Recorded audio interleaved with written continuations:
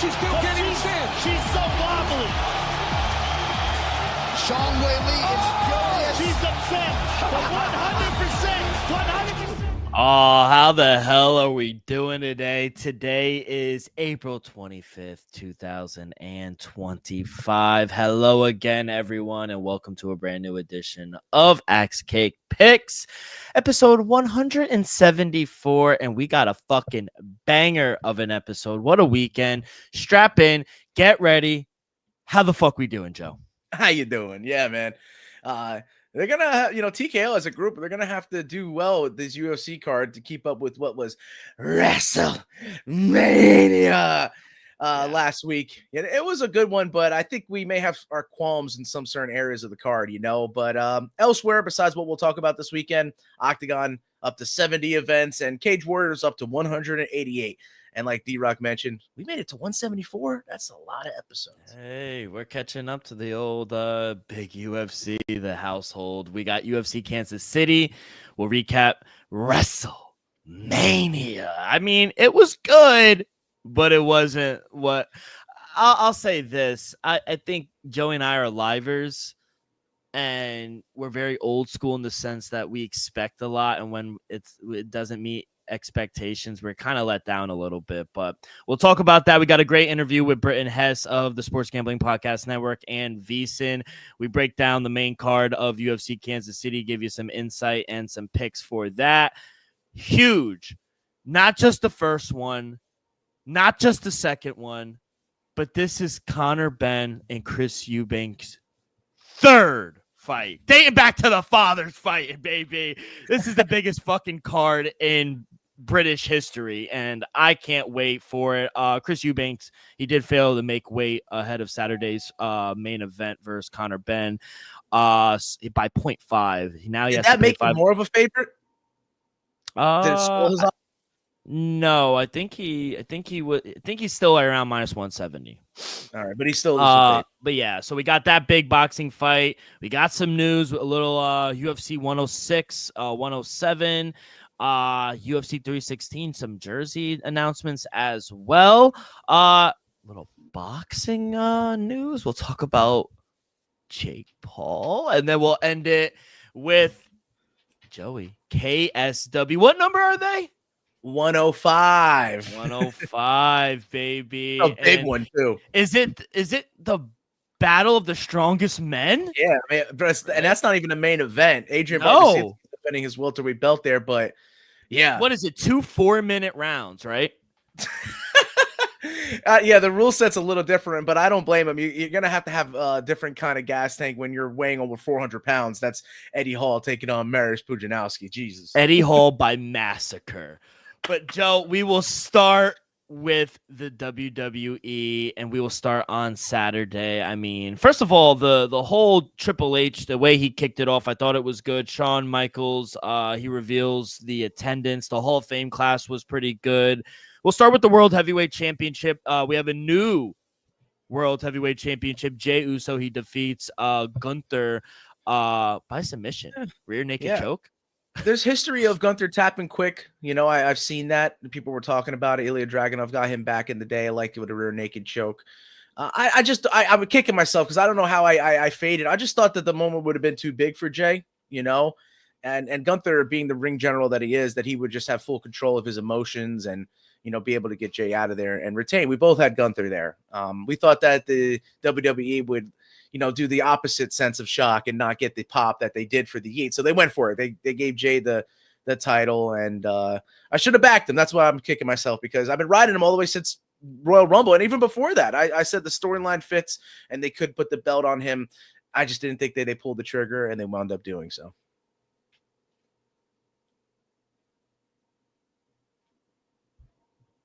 I think you're muted, big dog.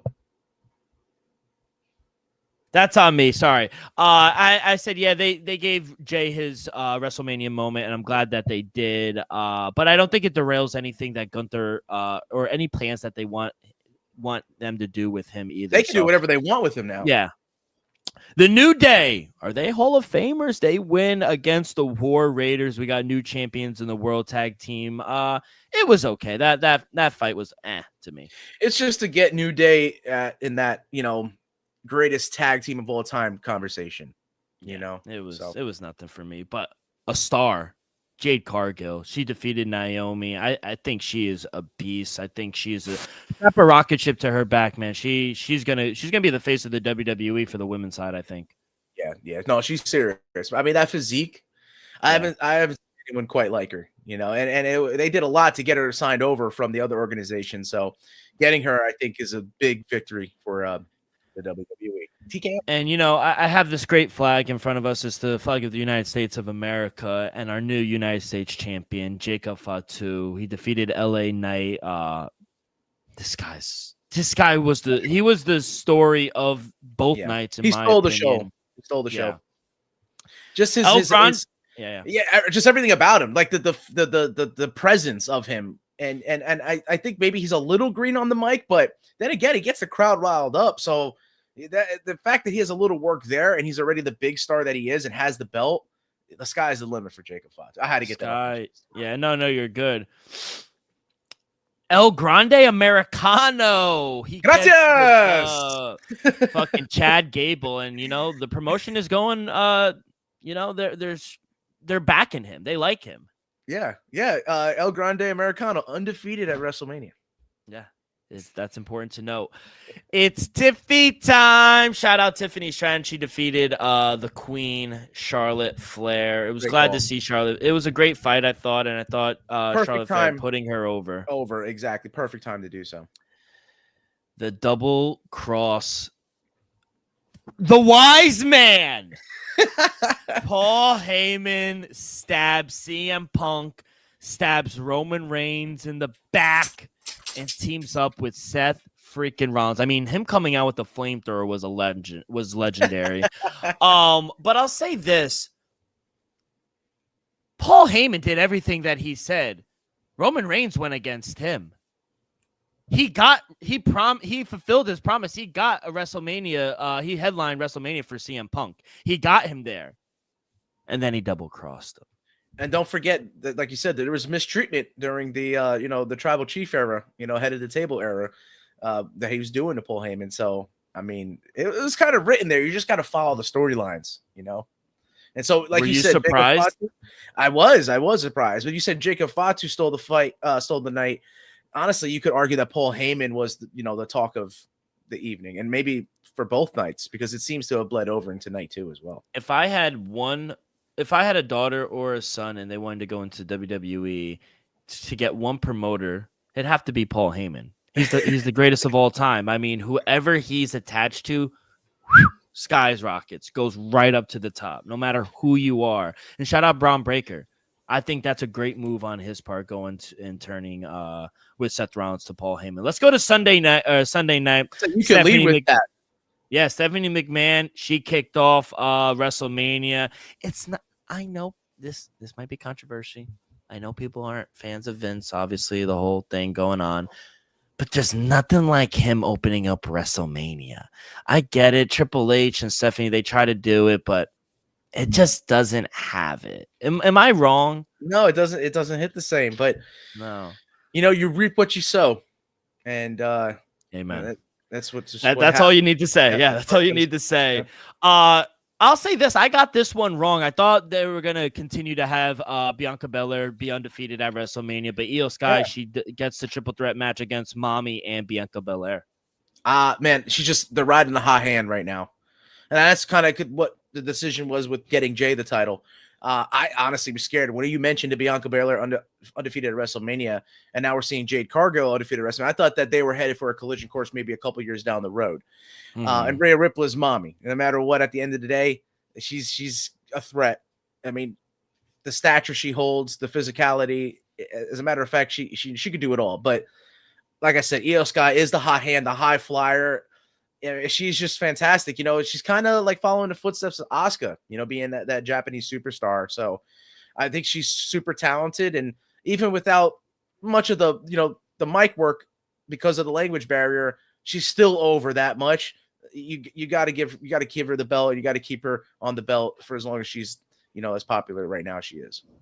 Yeah, let's go to the Sin City Street Fight. What a fight this was. Drew McIntyre, the Scottish Psychopath, defeats Damian Priest.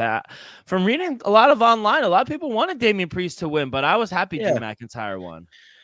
Yeah, I think Priest, I think his time has come and gone.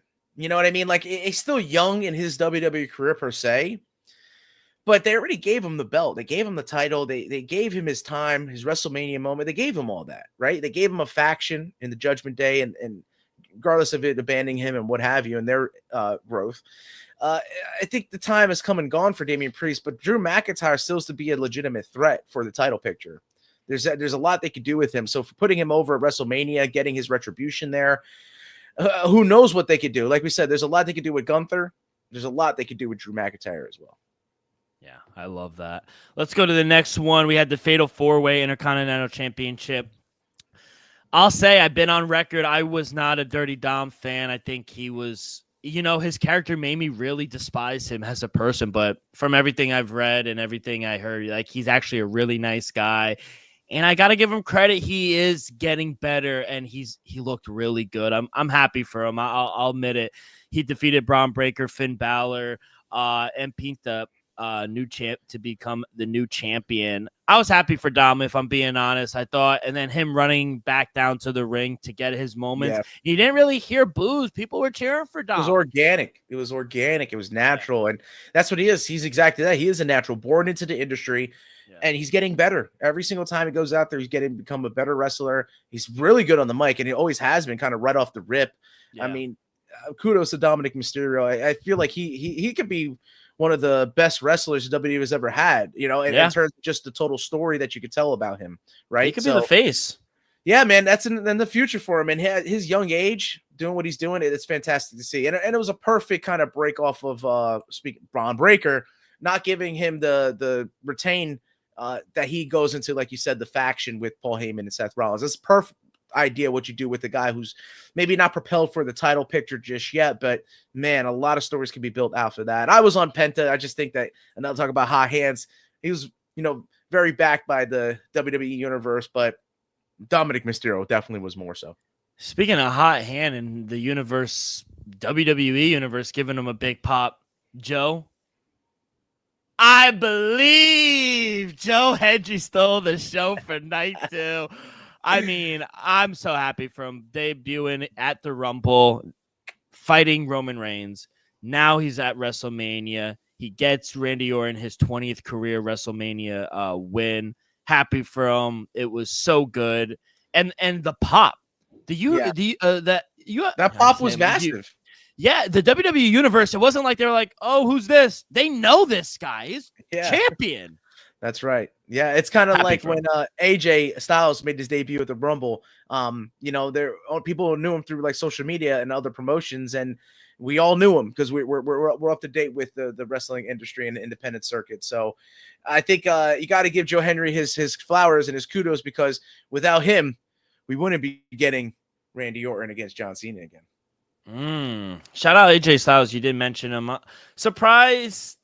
Are you surprised they had Logan beat him? Just like Dominic Mysterio, a guy who's just a natural talent wrestler. I feel like Logan Paul is always meant to necessarily be a WWE guy. I really do. He just fits the profile for it, and he's athletic. He's entertaining.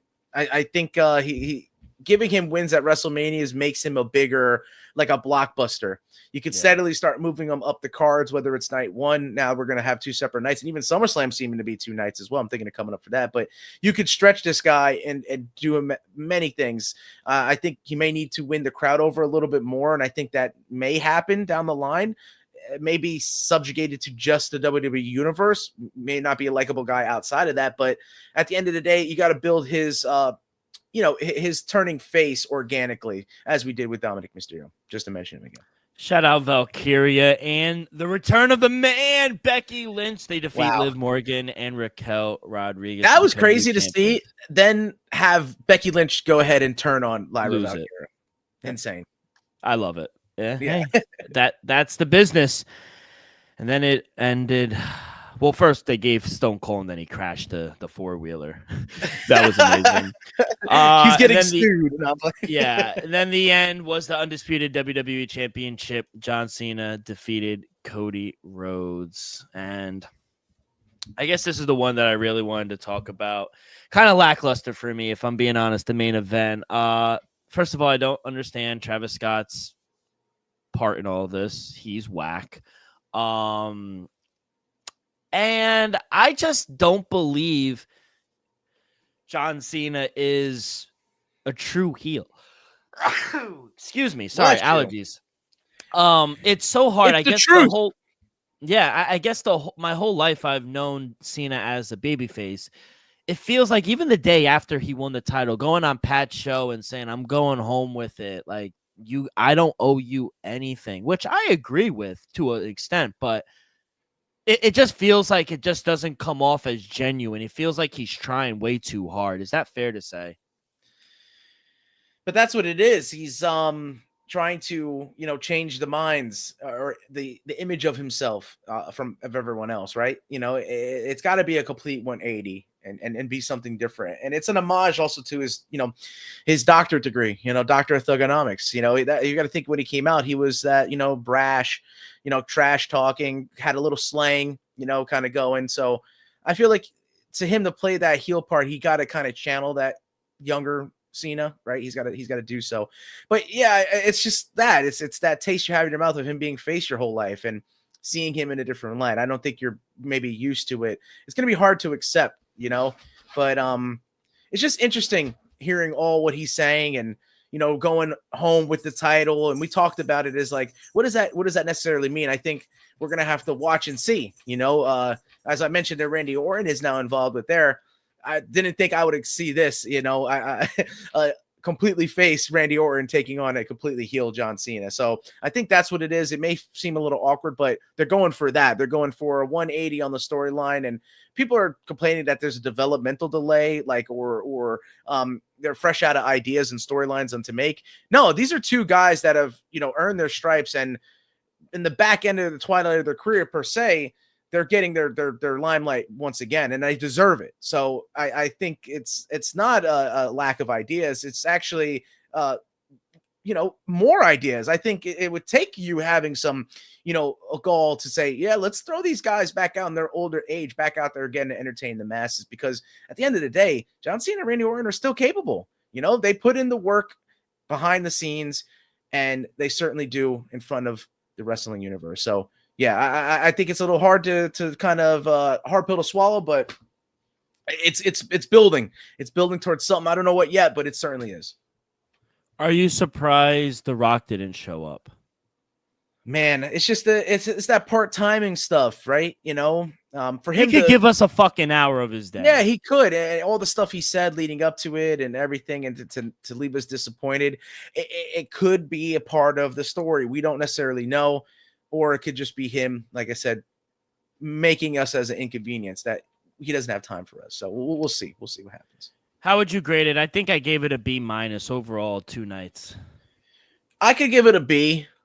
Yeah, I could give it a little bit ahead. I think what hurt it, honestly, is Travis Scott. I got to say, I think he's a $140 soaking wet. Yeah, it doesn't make you believe a lot. If The Rock came out with him, I think it would have done better for the rating, to be honest with you. Agree. But having the salty start with Jey Uso winning, being lackluster, and then the salty finish, Travis Scott screwing Cody, I think that's what gave it the downgraded letter. So yeah, B- to a B is about what I'd give it. We were very positive too. I think 9-4. You went 9-4. Sweet. Yeah. I mean, hey, I went. You went really better good than me. I think you got like a fight or two better than me.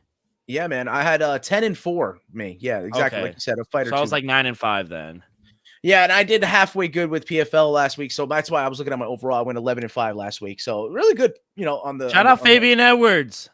Yeah, bro, you did it. You did it. And Dalton Rosta beating Sadabusi the way he did. That dude's legit. Love that. Well, shout out Orlando. Orlando getting some fights, baby. What was it?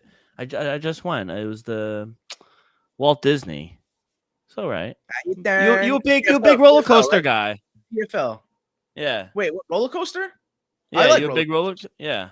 I have agoraphobia. I hate heights, but yeah, it's for some strange reason I love roller coasters. Yeah. Huh, I King to love it. Ka's no more. No more King to Ka. No more King to Ka. All right, kid. Before we get to a great interview with Britton Hess, a quick word from our sponsor. We are brought to you each and every episode by Viva Tequila Seltzer, the most refreshing hard seltzer on the market, hands down. It is no wonder why Viva was voted #1 hard seltzer in the world by San Francisco World Spirit Competition. With only 88 calories, 0 carbs, 0 sugar, and a light 4.5 ABV, Viva is the perfect drink for your post-game celebration, as it was created with that active lifestyle in mind. We flavored tequila seltzer because flavor is the spice of life, and we like our drinks with just a kick, just like how we like our lives, whether it's Huckleberry playing around a golf with the boys or an elderberry watching UFC Kansas City. It doesn't matter. Our favorites pair perfectly with that Artisanal Blanco tequila for that subtle and refreshing drink. Our belief here at Axe Kick Picks and at Viva is to live long, live well, and live it up. And now, here is our interview with Britton Hess. All right, great interview with Britton Hess of Sports Gambling Podcast Network, and he also writes for VSiN. He writes those MMA articles. He's saying about 8 to 10 pages. I mean, what was the last time you wrote an 8 to 10 page paper? High school, college?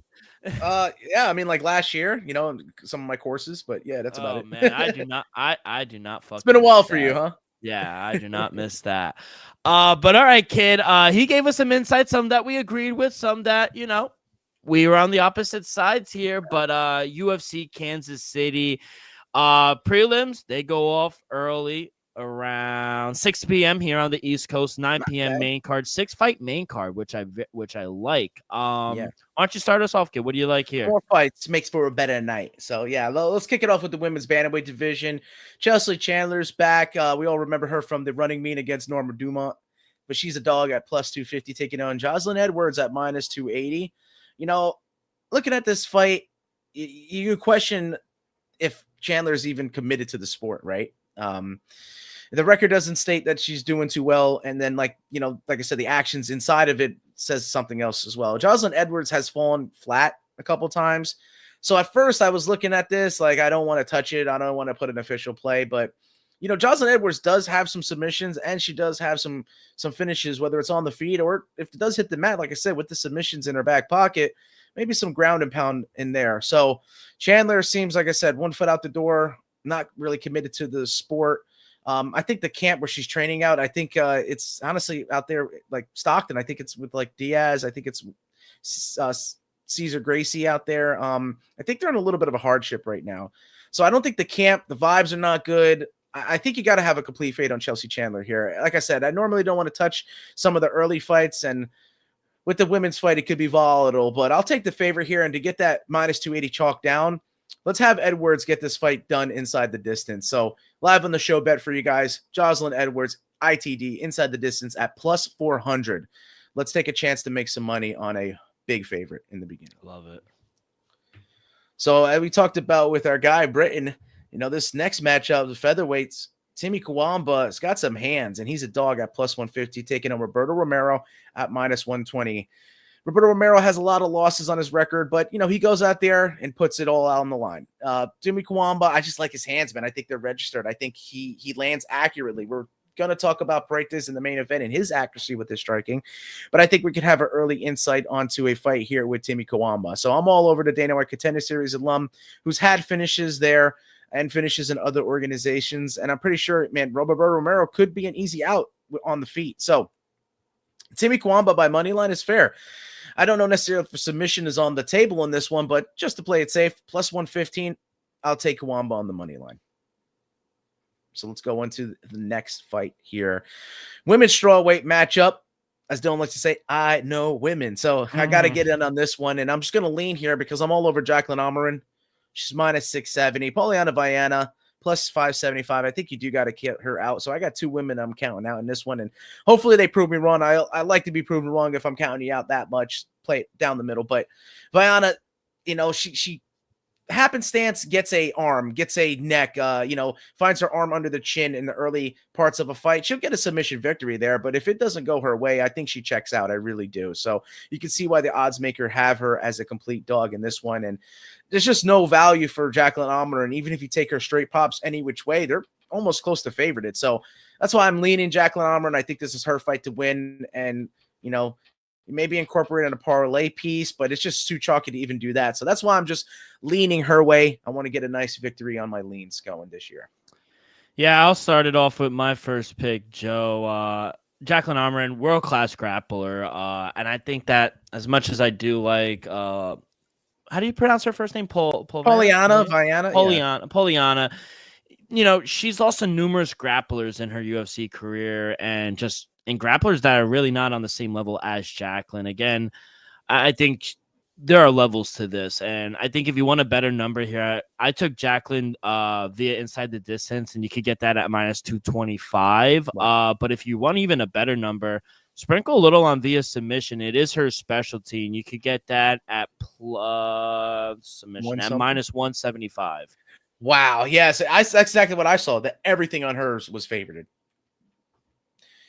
Let's hope that we can still make some money on it. So let's go to this bantamweight matchup, 135. As our buddy Britton Hess mentioned, Cameron Saaiman is a dog at plus 110, taking on another Dana White Contender Series alum, Malcolm Woolmaker, who's undefeated 8-0 as a favorite here, minus 115. I do think that is correct. I do think Woolmaker may have the power advantage, but Saaiman has fought better competition. I just don't think that he has had the best luck in there.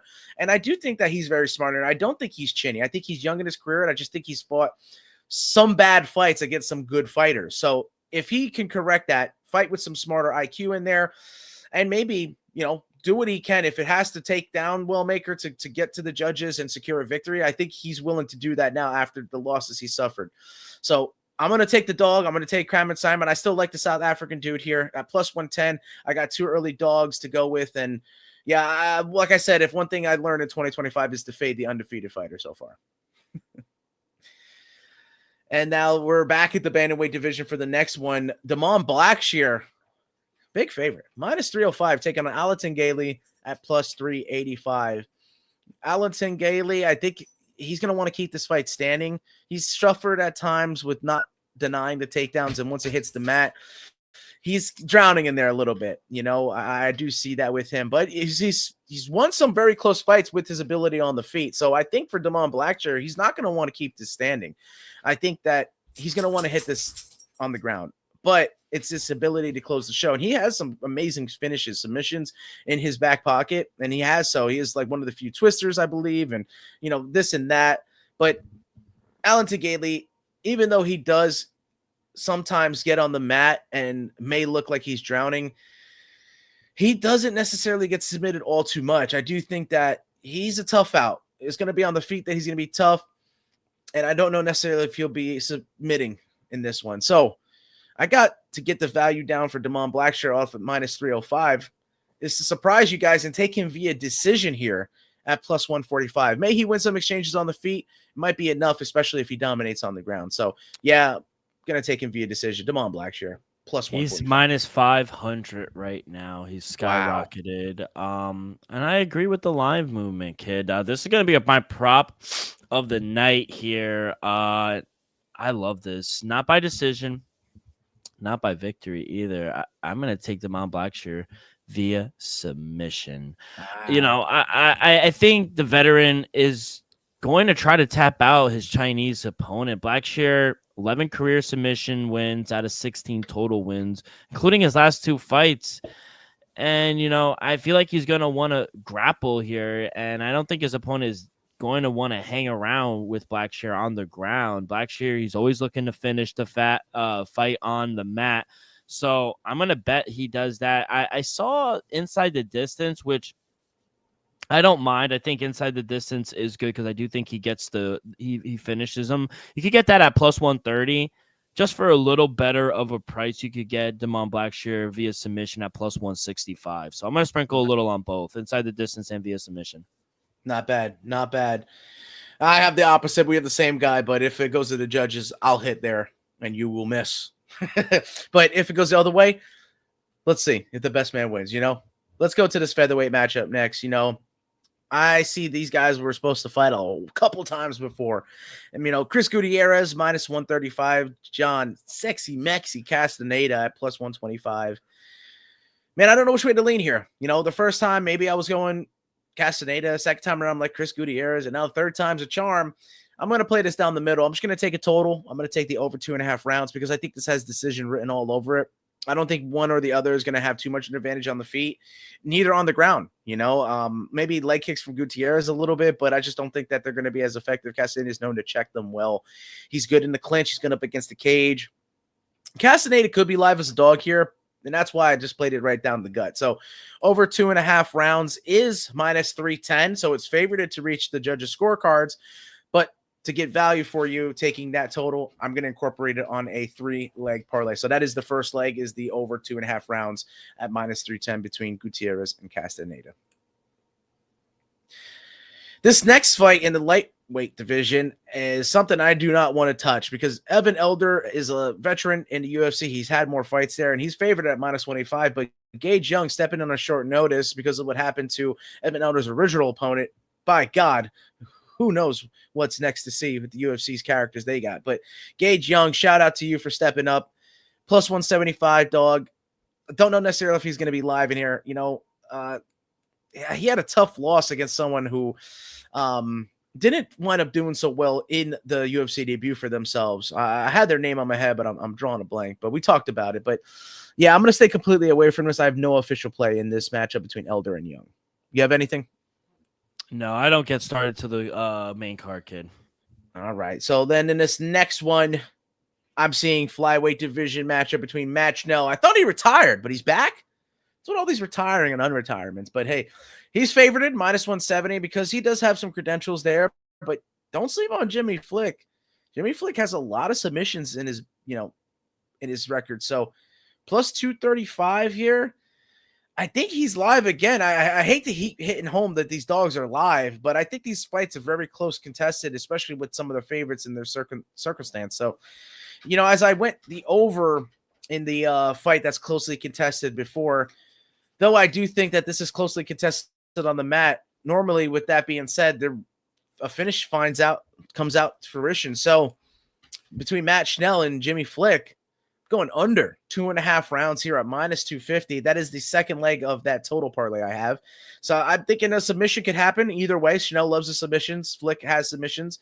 But also what happens a lot of times with two grapplers is they stand and bang it. So maybe we get a knockout. We'll see what's the outcome of that one. But I think it's going to be an exciting main event for the prelims.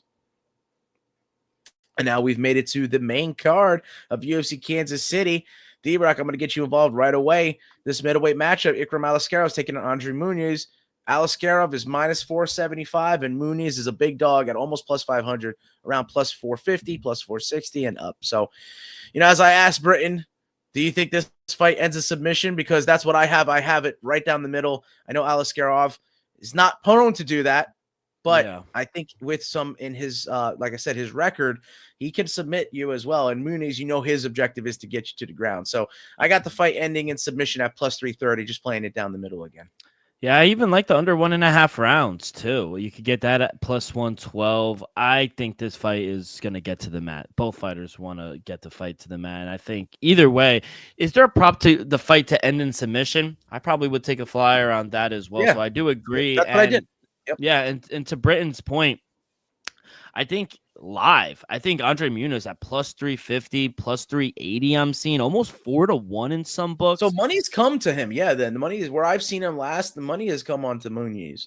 It's insane. I don't think he should be that big of a dog. Ikram is good, but I don't think the level of competition just hasn't been there. Andre Muniz has fought the who's who. So I think Andre Muniz is live. I would take a flyer on him, and I agree with your submission bet. I like the under 1.5 rounds as well. I think these boys are going right after each other. Definitely. Maybe not so much in the next one, though. I do think that these guys bring it.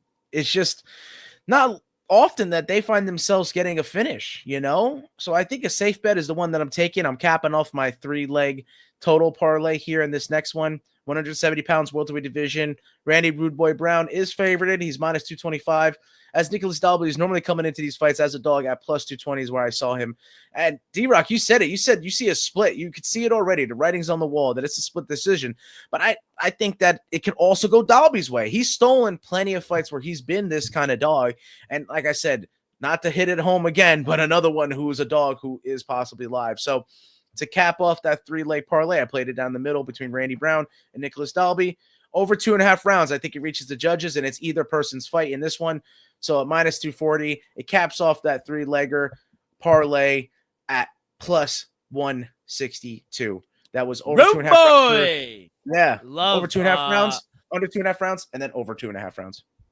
Fight to go to a split decision is at plus 375. I am taking that. I am taking Nicholas Dalby as well because I just think Randy Brown finds himself in very particular. Even though it seems like he has good fight IQ, and I think this is his 20th walk in the UFC. Yeah. Dalby just gets himself into these fights sometimes. And if he does that against Randy, he's going to be able to steal a round or two. He's not going to be on his back foot. And that just looks bad according to the judges. And I think he might lose this fight. So I'm going to take Nicholas Dalby here. I think he's live. I think he wins a split decision as well. Love it, brother.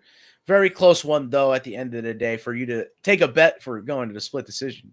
My word.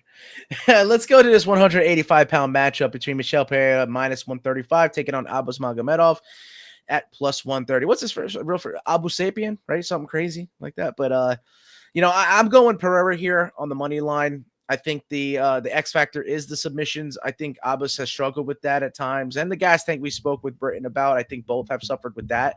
But Michel Pereira has seemed to have more ways to win. Like I said, with the submission factor in there. If he dominates those first 2 rounds, whether it's on the feet or on the ground, he should get into an easy decision for the judges there. So that's why the money line bet to me is safe. But finishes on the table, dominating is on the table. I get worried if you are going to have a pick here and you pick Pereira, that means that Abus could be live. And this is the one that I didn't say is. So what do you got? I like the over 1.5 rounds, minus 160. It's a little chalky, but I do like Pereira to win here. After dropping back-to-back losses, I do think Abus, he bounced back nice. Pereira wins. He's kind of a fast starter if you see with that Sean Strickland fight. He's improved his cardio the last 2 fights as well. But I just think if you can't control Pereira on the ground for 15 minutes, I just don't see how he wins this fight. Pereira, he's known to have a wild fighting style. And I agree with Brett. I just don't think he's going to change. But he has kind of controlled himself a little lately, which has led him, 8 fights in a row? He's on 8-fight win streak now. His last fight, he rocked Anthony Hernandez early, but he got out hustled the remainder of that fight. Fortunately for him, Abus is just not as good as a wrestler as Anthony Hernandez or has the pace. I don't think anyone outside of Merab. So I'm going to look for Pereira here to keep this fight on the feet, and I think he gets him out of there. Minus 140, I like the over as well. Yeah, I heard you like this featured bout next a lot. Featherweight matchup, 145. Giga Chikadze's back, plus 155 as a dog, taking on David Onama at minus 160. I spoke highly about David Onama. He's just a lot of raw potential in there. Let's see if he can, channel that into something successful. But Chikadze has fought the who's who throughout his fighting career. And, he's got a lot of credentials, a lot of IQ. He gets smart in there. I like the under in this fight because I feel like Chikadze is going to want to have a get back, and he could push the pace a little bit. And Onama, I think for him, it's finish or bust. I really don't think that he'll be able to win it based off volume or, be able to actually win rounds in there. I think he's going to have moments, and I think that he holds his hat on getting you hurt and getting you out of there. So, like I said, Chikadze with the finish on the table and Onama finish or bust.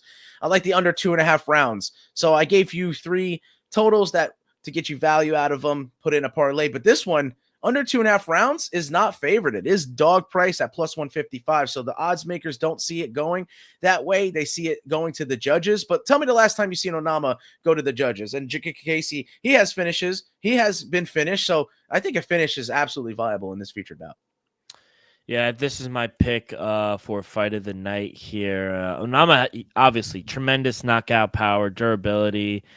Earned him this fight, honestly, against the Giga Jacasey. I said it with the interview. I said he deserves a ranked fighter. 7-fight winning streak was derailed by the hands of Calvin Keita.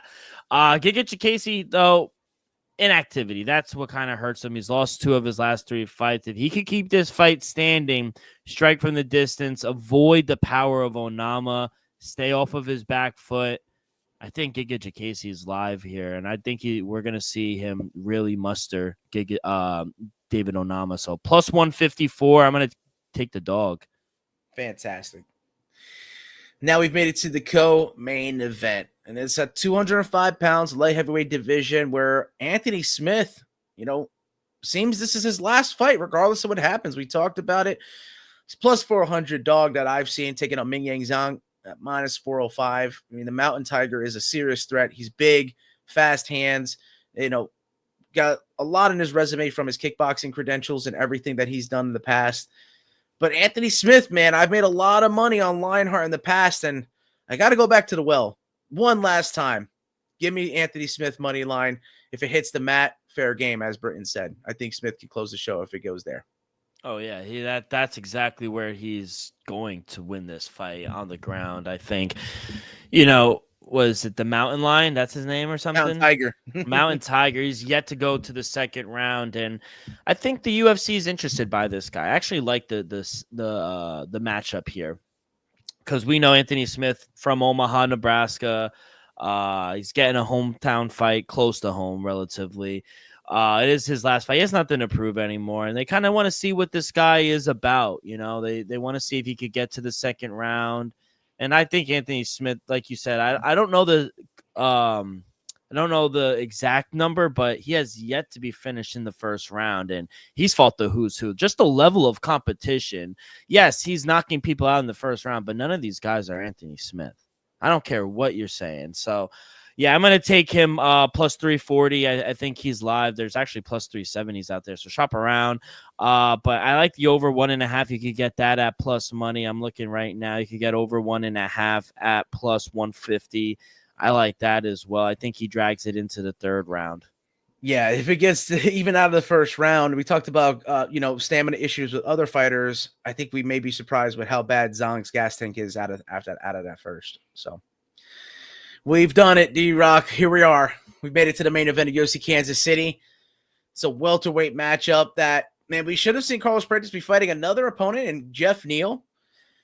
And now that he's taking on Ian Machado Gary, he is a dog. Carlos Prates is plus 120 on some books that I've seen, and Ian Machado Gary is minus 120. D-Rock, I want to hear your opinion first. First time today. What do you got for this main event?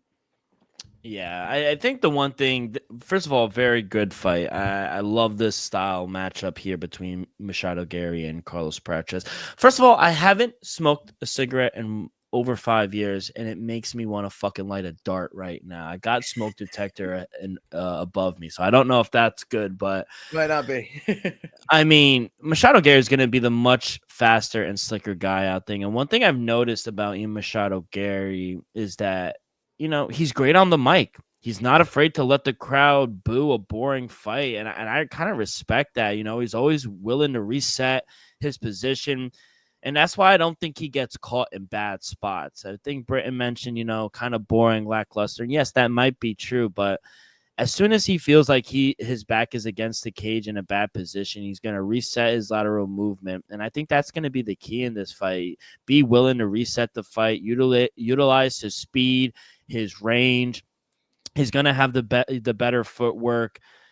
Can Prates execute that style, that Silva-like game plan, and keep Machado stationary? Can he? I don't know if he can. I think Machado's movement is going to be a little too much for Carlos Prates here. I think he's too quick. He's too slick. I'm going to take him on the money line, minus 130. I think, and also another good play is the over 2.5 rounds, or the fight to start round 4. I think that's a good play as well. As impressive as Carlos Prates has been in his first 4 UFC fights, he has never fought someone as skilled as Ian Machado Gary. And even in the loss to Shavkat Rakhmonov back on 310, Ian Machado Gary's defended nearly every takedown attempt, and he's going to keep this fight on the feet. He needs to fight from the outside, stay away from the power. And if Machado Gary wins, it's going to be either by decision or I know Britton mentioned he hasn't been able to get people out, but I think he can get the KO TKO late in this fight. Prates starts to gas out. We all think it's cool and everything, and we do promote smoking cigarettes here, but I think it might eventually get to him. The cardio is not going to be an issue for Ian Machado Gary, and Carlos Prates, he carries serious power, and obviously all it takes is one. We know that. It's concerning for Machado Gary, but I think Ian Machado Gary and Prates, they've both shown tremendous patience to find the right opportunity. And I think that's why this fight is going to go a little longer than people think. So I like the over 2.5. I think it's at 3.5 right now. So there are props. The fight will start round 4. I like that. I'm going to take Ian Machado Gary here, man. Love him, hate him. He might be cringy, but he's have to respect him. You got to respect. You have to respect him. Yeah, man. I'm looking at Carlos Prates' career. I have not seen him fight any 5-round fight.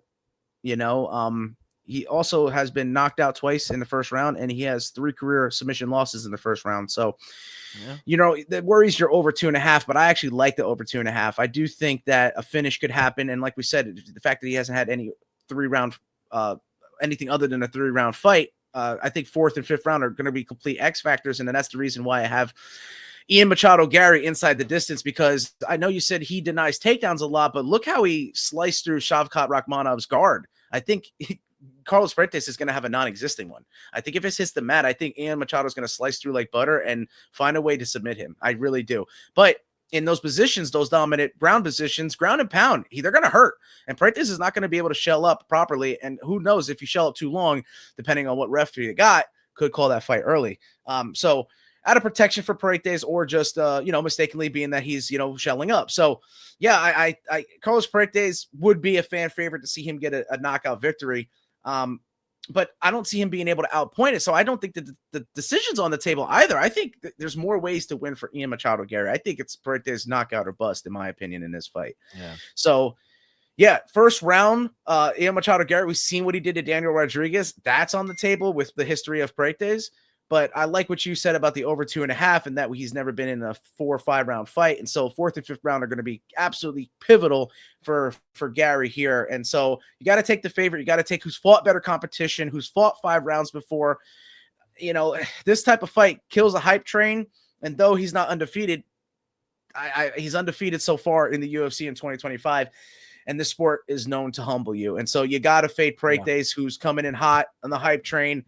It all comes crashing down at one side. You come back to reality. And who knows, after a loss like this against a high-level fighter like Ian Machado Gary, it may do well for his career, as it's done in the past for many other fighters. So it's not the end-all, be-all for Carlos Prates, but we're fading him, taking Ian Gary here. I know it's a whole, and it's cool. He's a fan favorite, the whole smoking thing. He said, I am going to cut down from 12 cigarettes to 7. Does that start to be a story here, though, if he does lose this fight? Because I think eventually it has to be. The cigarettes? Yeah, just like his whole persona and aura.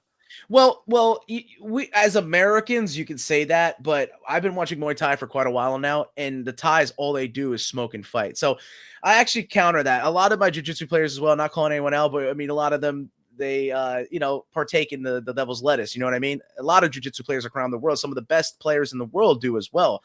Doesn't really affect their. So I think weed is different from nicotine. No, but that's what I think. I think smoking doesn't necessarily affect you. I know it could give you lung cancer, right? It can do all this, but I actually don't. I feel like it's a non-factor with your cardio. If you're working hard, like I said, you see Thais literally chain smoke right before they go in there and do a hard 10-round spar and be fresh as a daisy. So it's possible. I guess hereditary, your genetics all have to play a factor.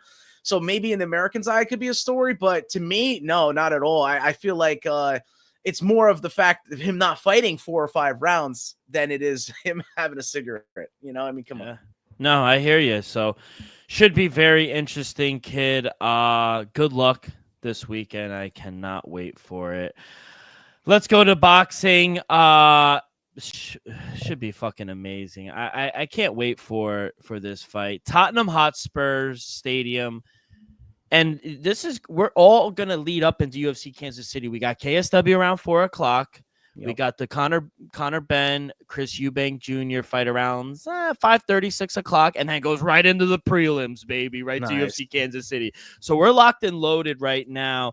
Conor Benn, Chris Eubank missed weight by a 0.5. He came out and said, listen, if you're going to find me $500,000 by being overweight, he looked drained. I'll say that. I don't like the rehydration. I think that's a bunch of shit, if I'm being honest. Chris Eubank is still favorite. Minus 180 on the money line. I don't get it. Plus 163 for Conor Benn. You don't get it. No, it's shades of him not working hard enough. Shades of Chris Eubank not preparing himself for the fight, taking Conor Benn for granted, thinking that he's less of a fighter, that he's kind of take advantage of him on the mic. You know, Chris Eubank has done that, but I think Conor Benn is going to prove something tomorrow. I do think that Conor Benn's going to win. I think he's going to outbox him when it hits the ropes. I think he's going to be the aggressor in there, and I think he's going to show him a little something. I'm worried that he will go ahead and knock out Chris Eubank. Decision is very likely, but you could just play Conor Benn straight up on the money line because he's at a dog price. So that's why I don't get why Eubank is favored, especially as you see him drained, as you see him miss weight, and it's all for naught because you get fined half your purse and you're supposedly the A side, but you're not professional. So yeah, I'm going to go with someone who weighed in properly, who's an undefeated fighter. And I think boxing needs that. They need Conor Benn to win this one. So give me the plus 150 for Conor Benn. I'll agree with that. I think boxing wants Conor Benn to win, but he's not going to win. Give me Chris Eubank Jr. The size, the experience. I mean, unprofessional. What did he do that was unprofessional? He came down almost 20 pounds, and he didn't want the rehydration. Conor Benn, this is all on Conor Benn's terms. If anything, Conor Benn's the unprofessional one. He's the one who tested positive all those years ago. Not Chris Eubank. That's why he got smacked with a fucking egg. And also, I don't know if you heard his father, because obviously, if you've been living under a rock, their fathers fought all these years ago. Did you see what Chris Eubank's Jr. father said? Chris Eubank Sr.? Yeah, senior. I said junior. No, senior. no. I know what he said about his father, Conor Benn's father. Yeah, no. So Conor Benn himself. About Conor Benn, after he slapped Conor Benn with the egg, he goes, "You're a disgrace." He goes, "You would want me in your corner? Never. I didn't teach you that. Your mother didn't teach you that." Oh, Chris Eubanks Jr. is the disgrace? No, Chris Sr., you are the disgrace, in my opinion. How dare you say that to Chris Eubanks, who have done everything, who in the first time it was scheduled to fight, Chris Eubank paying out of his own pocket for all the prelim fighters to get paid after promoters like Eddie Hearn didn't want to pay you. That's noble. So don't fucking tell me this guy is disgraceful. And I know, Joe, you and I are close with our fathers. It would devastate us to hear our fathers say that about us, or any father, and you hear it. I encourage everyone to go listen to it because he really and all Chris Eubanks, whenever you hear, and all Chris Eubank Jr. wants is just to have a resolution and have a relationship with his father one day. Just because he doesn't want him in his corner anymore, Senior really got offended by that. And I think that's what ultimately led to them not really having a good relationship. And it's unfortunate because Conor Benn Sr. is going to be there, but we'll see, kid. As for me, I'm gonna take him on the money. Yeah, no, I get it. I see it. It's not working for Chris Eubank. Telling you, time to fade him. Two things could change the trajectory of this fight: our emotion and I think size. If either fighter lets their emotions get the best of them inside the ring. Don't you think as well? No, I don't. I think the experience with Chris Eubanks, he's gonna dominate. I think this fight. I think Focus, who's been the more focused fighter. I think Chris Eubank Jr. honestly has been the more focused. I think that's going to Even be with more enormous. distractions. I guess that's fair. Yeah. The other is size. I think Eubank obviously is the bigger man. He's coming down 2 weight classes. He's going to carry more power. I don't like the rehydration clause. I think that's fucked up. Neither fighter can check in more than 170 pounds on fight night. I'm going to take him. It's going to be an emotional. I think he's going to get the knockout later in the fight, maybe rounds 4 to 6. You could get that at plus 145. I like that as well. It's funny. I see it the opposite. I see Conor Benn with a late round knockout. Hey, may the best man win, kid. Yes, sir. But anything on the prelim, the excuse me, the undercard. No, I mean, that's a good card. And Liam Smith Yeah. beat Chris Eubank, and he got it back. Granted, that's what gave him this Conor Benn fight. But he's fighting Aaron McKenna, who's undefeated. There's a cruiserweight title, British cruiserweight title. Vidal Riley's undefeated. We see Lyndon Arthur. He got knocked out, I think, by Jai Opetaia. So it should be a layup for Anthony Yardy. Chris William Smith is young. It's good talent, good young talent over at the part of Europe. Only one American fighting on the card, and that's Brandon Glanton, who's taking on William Smith. So live on the Zone at 12 p.m. Eastern. The main event, Chris Eubanks Jr. and Conor Benn will probably come out at, like I said, around 5:30ish. So make sure you guys watch that. Good luck, Joe. That will be a great fight. Some news before we get up out of here. May 17th, UFC Vegas 106. We got 2 fights. Jared Gordon taking on Thiago Moises and Sadiq Youssef taking on Marion Santos. You like those fights? Jared Gooden? No, Jared Gordon. I thought you said Jared Gordon retired. Jared Gooden retired or whatever. You mixed So them it was up. the flip on the other side. Yeah. So the Night Train retired. Yes. And Flash Gordon is fighting Sadiq Youssef. No, he's fighting Thiago Moises. Thiago Moises, low-key, is a fighting nerd. Did we not realize that? So the fighting nerds are not undefeated, especially when Castella's got a loss. But honestly, Thiago Moises I've always actually liked. I feel like he's gotten the short end of the stick a couple times, but I always found him to be a good fighter. So I don't think it's a layup for Flash Gordon if that's who's fighting. And then Sadiq Youssef's taking on who again? Marion Santos. That's a high jump for Santos. Yeah, and he barely got the win against our boy from Jersey, Francis Marshall. Split decision. Bro, I don't know if it's time to back Marion Santos yet, but it's a big test. Sadiq Youssef got viciously beat up by Diego Lopez, and he's on his way to a title. So, I mean, the precedent is there for a guy with a loss like that to get back right, Sadiq Youssef. But maybe Marion Santos just proves us wrong that, that was a fluke fight and that he is the real deal. We'll see. Number 7th lightweight in the world, Mateusz Gamrot. He finally got a fight. UFC Vegas 107 at the Apex. He is taking on Ludovic Klein. No one wants to fight this guy. Credit Ludovic Klein. I think he's on like a 7-8 fight win streak. So he has been ascending, but this is a huge step up for him. And if he gets the win, he cracks the top 10. Absolutely. I like Mr. Highlight a lot. Ludovic Klein is legit, man. Why doesn't anyone want to fight Gamrot, though?